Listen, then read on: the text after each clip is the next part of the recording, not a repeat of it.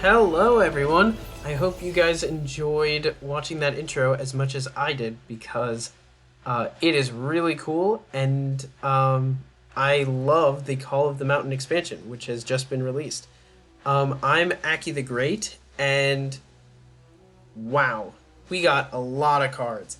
Um, we don't really know what the meta is going to look like. Right now, everyone's just trying out all the stuff. Of course, all the old strategies are either not going to work or are weaker than some of the new stuff that we have in the works right now. But nobody really knows what's going to be amazing, what's going to be great, what's going to be good, and what's going to be bad. So right now, for the past couple of days, I've just been refining some decks that I'm super excited about, trying out some new strategies, and figuring out things that I think will be, at the very least, consistent for the first few days and weeks of the expansion. So before we get into those, I just want to say that in the description of the video, you will find a link to my coaching service. If you're interested in learning more about the game, learning how to win games, learning how to deck build, or even learning more about this new expansion, there is so much to learn. Just order some sessions with me. I'd love to coach you. So let's get into the decks. We have the decks here. Of course, not all of these are decks that are from this expansion. The main decks that I've been working on are these four right here. And I'll go through them one by one. We'll start with Taric Fiora here. Taric Fiora is is an idea I had earlier on. It's not a very original idea because a lot of people have talked about Taric Fiora because there's innate synergy between Taric and Taric supports and buffs units and wants to see them get buffed by spells, and Fiora wants to be buffed so that she doesn't die and wants to be supported so that she doesn't die. So it's kind of a match made in heaven here. However, this is the deck among the decks that I'm going to show you today that I've found the least success with, unfortunately.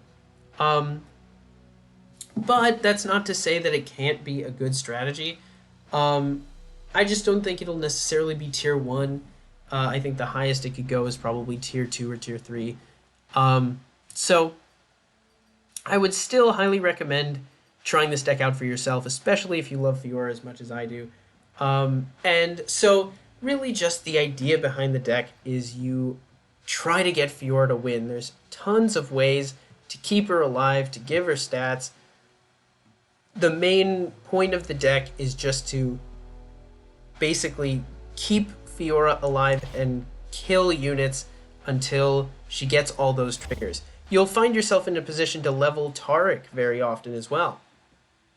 And of course, Taric is very helpful to Fiora along her journey to get 4 kills, because when he levels up, she just doesn't die.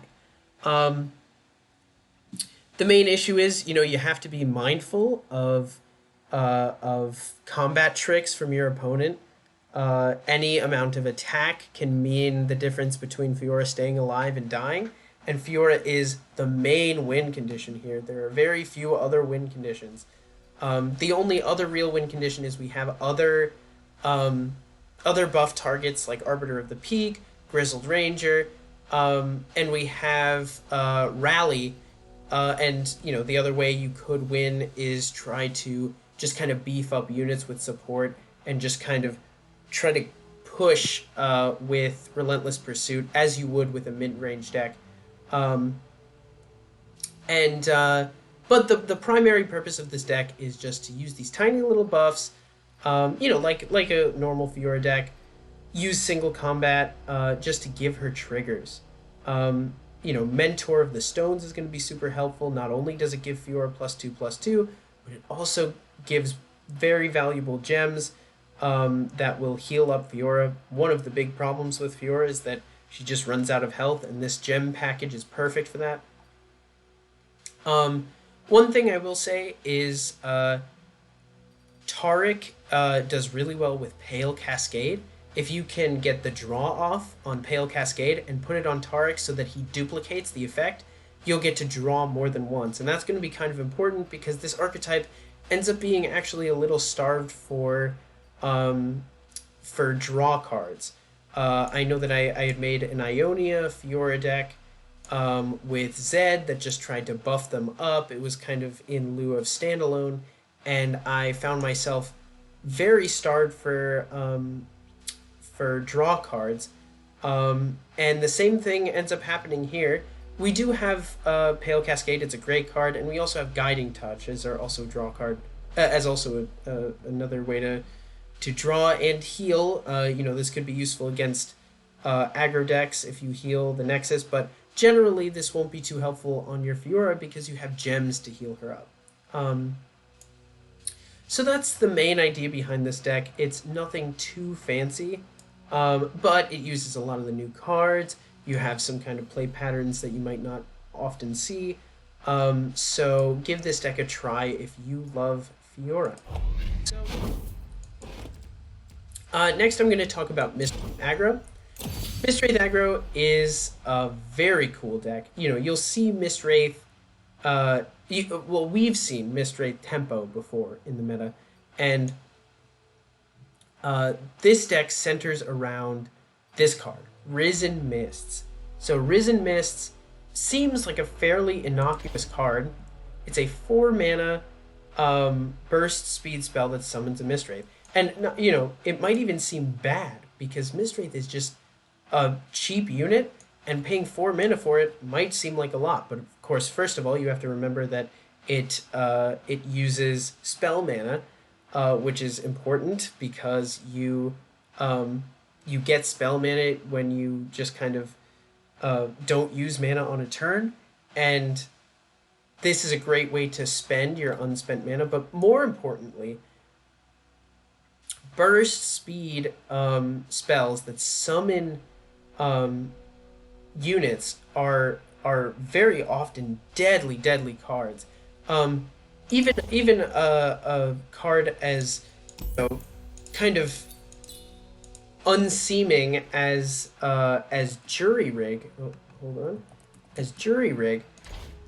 This card has even seen some competitive play because of the fact that it's a burst speed spell that summons a minion, and that can, in most decks that use this, it is a blocker. But of course, in more recent times, we've seen Discard Aggro, which uses it as a token for some attack buff targets, and just discard targets in general.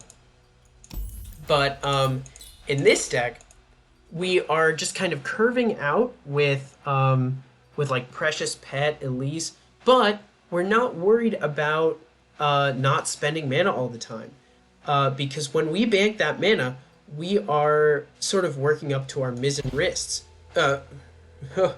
Risen Mists can be played before the open attack to summon a Mistwraith and then not pass priority over to your opponent so that you can just take all your minions and attack, including the new Mistwraith that you have summoned. That is the main power of Risen Mists. It's amazing if you have other Mistwraiths out on the field from either, of course, the Mistwraith card itself or Wraithcaller. There are just so many sort of internal synergies with this, given that everything you see, or almost everything, I should say, has Fearsome. So Fearsome is the main way that this deck kind of operates. It uses, a card like Frenzied Skitterer to lower the attack of the opponent's units, and then go in for fearsome attacks. Of course, in the early game, you don't have to worry about too many blockers coming out because 3 attack minions are a little bit hard to come by.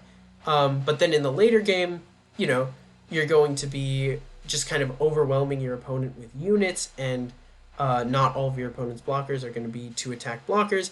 And then you have some over the top with Noxian Fervor, Atrocity, the Harrowing,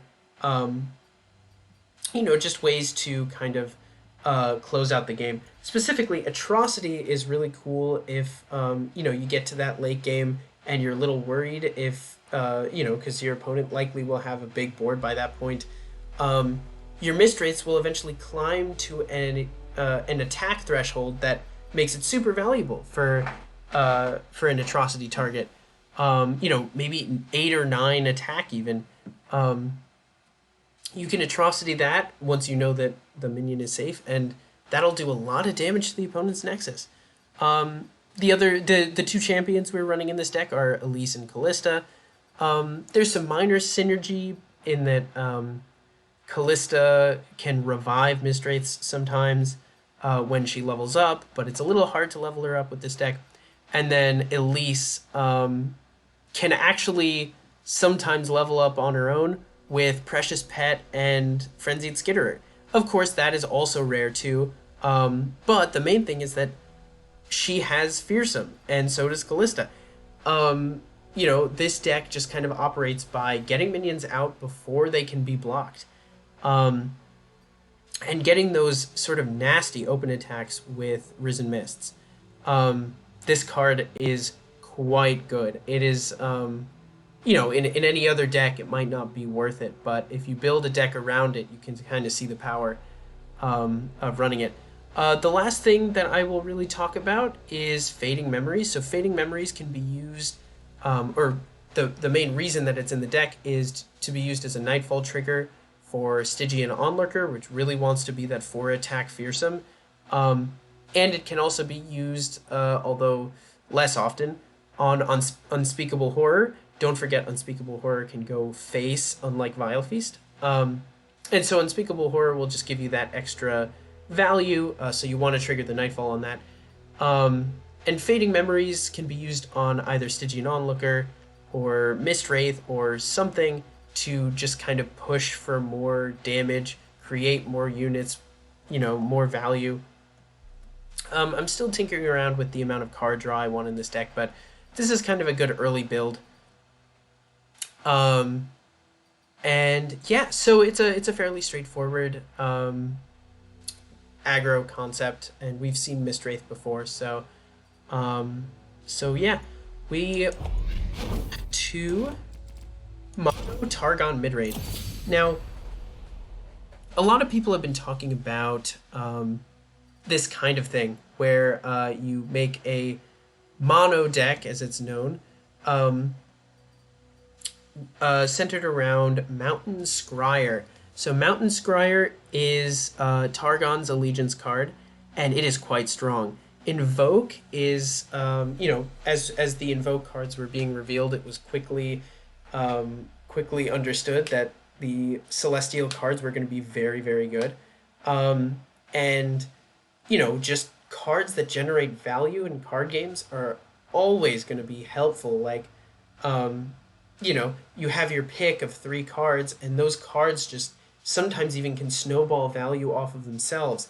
And Mountain Scryer is an important way to not only get the value out of those cards, but also play them earlier and play them more frequently. If your Celestial cards cost 1 less, that's just going to help you down the line. So the question is, how do you make a Targon-only deck? And it may seem like this is a little scattered, given that we have both Leona and Diana, but I think it's pretty achievable to hit the 3 synergy points of Daybreak, Nightfall, and Invoke. The main reason being we have Solari Priestess and we have Lunari Priestess, and both of them represent Daybreak and Nightfall respectively, and they both invoke. So, this deck is going to play like a standard mid-range deck. You want to play good cards on curve. I'd say the closest thing that you would want to call this is a value deck, but of course that's not really an archetype, but maybe it will become one as Invoke becomes more popular. But for now, we'll just kind of call this mid-range because it plays for the mid-game to an extent. So, of course, in terms of Nightfall, we have Diana, Lunari Shadestealer, and Lunari Priestess, and, of course, Pale Cascade, which is an amazing card. Then for Daybreak, we have Solari Soldier, Solari Shieldbearer, Solari Priestess, and Leona, alongside some top end with Ravun Daylight's Spear. So you just want to make sure that you are paying attention to what cards you're drawing, and you want to be mulliganing for one strategy. If you get a lot of Daybreak cards, you want to just kind of go for more Daybreak stuff. If you get more Nightfall cards, you want to go for more Nightfall stuff. What's good is that you can, find yourself on the field having a Leona and a Diana both working symbiotically. Um, and it's those moments that I think make Legends of Runeterra so exciting, when you get to see your favorite champions doing stuff kind of on the field together.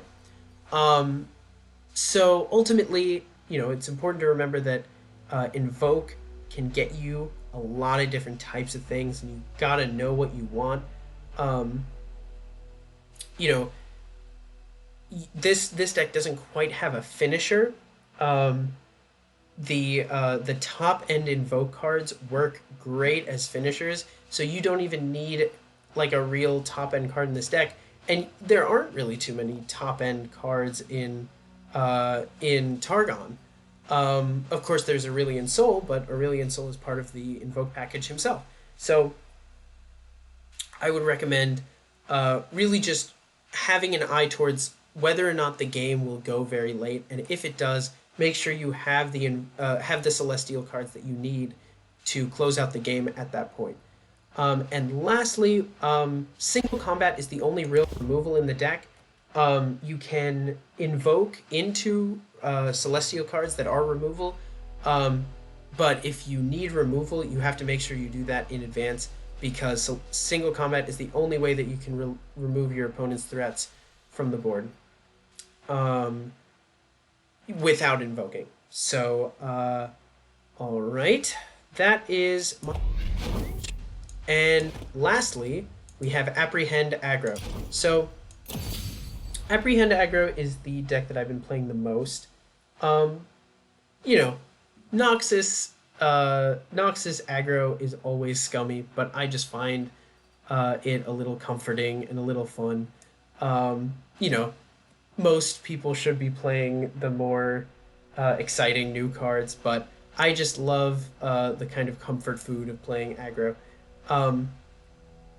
So I'm going to basically talk about kind of the history of Noxus aggro, because this is not too much of a deviation from a normal aggro deck.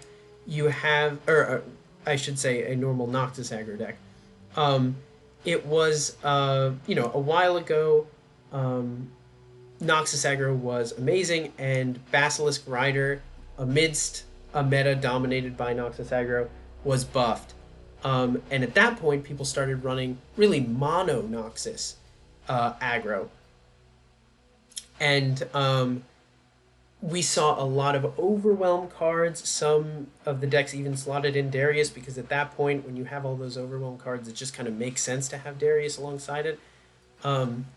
And eventually, the game got patched, and a lot of Noxus cards, not just the Overwhelm cards, got nerfed. Basilisk Rider, of course, got nerfed to a 4 attack minion, and I think most importantly, Crimson Disciple became... Crimson Disciple only does now 1 damage to the enemy nexus instead of 2. And the other important change was that Legion Grenadier was basically got its health increased to 1 and its damage decreased by 1. And even though the health might seem like a buff, it was not a buff.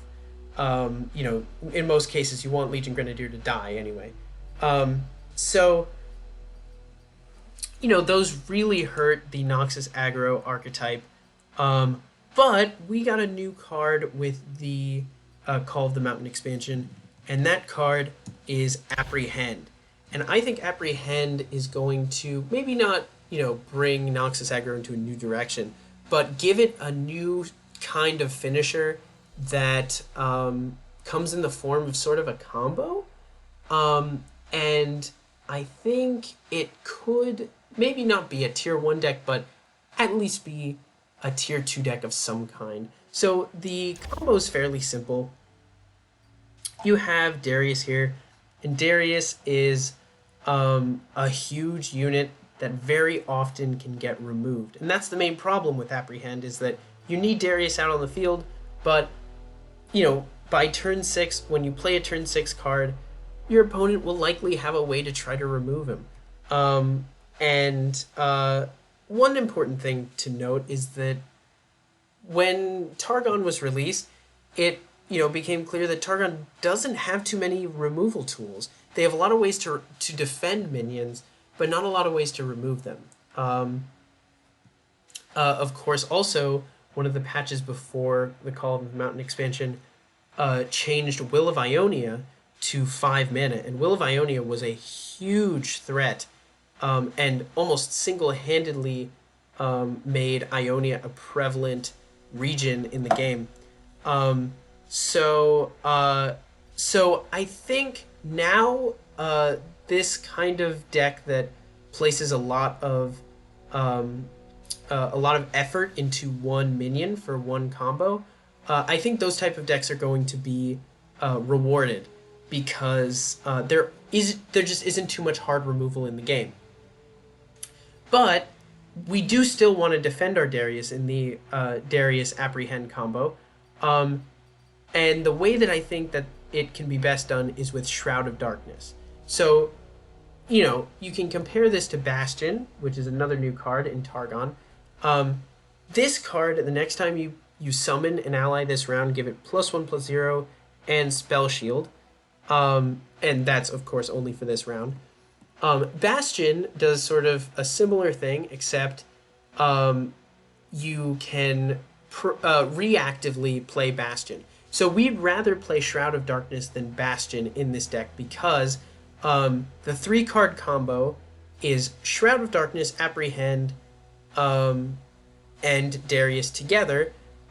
If you play Shroud of Darkness and then play Darius, Darius will have an extra attack and Spell Shield. Playing Bastion reactively on your turn doesn't quite matter, because you're planning to Apprehend on that turn anyway. Having your Darius alive is going to be something that you need for that entire turn. And there are going to be a lot of opportunities for your opponent to get rid of him, even if you have Bastion.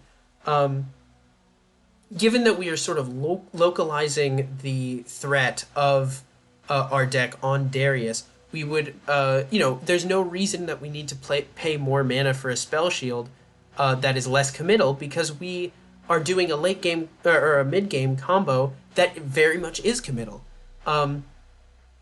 So the 3-card combo is very cheap, and that's why I think that this is a good place to go with Noxus Aggro, because all you need is these 3 cards: Darius, Apprehend, and Shroud of Darkness. And then by as early as turn 6, as long as you have 3 spell mana banked, you can go for it. Play Shroud of Darkness and then play Darius out on the field and attack with everything you have. Then right afterwards, play Apprehend and then just go again. And by that point, if you have 2 attacks with the Darius, and keep in mind, Darius may flip mid-attack. Once the enemy has 10 or less, once the enemy Nexus has 10 or less health, he's just going to gain a monstrous amount of attack. Double that with something like Elixir of Wrath or Transfusion if you end up having more mana. This combo can really do some damage, and I think the Spell Shield may often be enough to defend Darius, especially in these early days and weeks of this expansion, because not a lot of control decks are going to be out there. A lot of people are going to be playing midrange. A lot of people are going to be playing maybe aggro-y style decks, because nobody knows what the meta is yet, and control decks need to react to the meta. So I would highly recommend playing this deck if you just want to try to climb early. Noxus Aggro has always been a tried and true strategy, and I think that this combo, the Shroud of Darkness, Darius, Apprehend, 9 mana, 3 spell mana combo is very reliable. So anyway, I just thought were, kind of standout strategies at the start of the game. I'm sure that people will find out eventually what the best thing to do is in the entire expansion, and then we will all be sort of conforming to more rigid deck structures. But we get a little time to be creative now. So that's about it. I will, all of these deck codes are going to be in the description. And don't forget that if you're interested in coaching, please click the link because I really want to coach you and I'm excited for this new expansion and I would love to help you learn it. Anyway, thanks so much for watching. I've been Aki the Great, and peace out.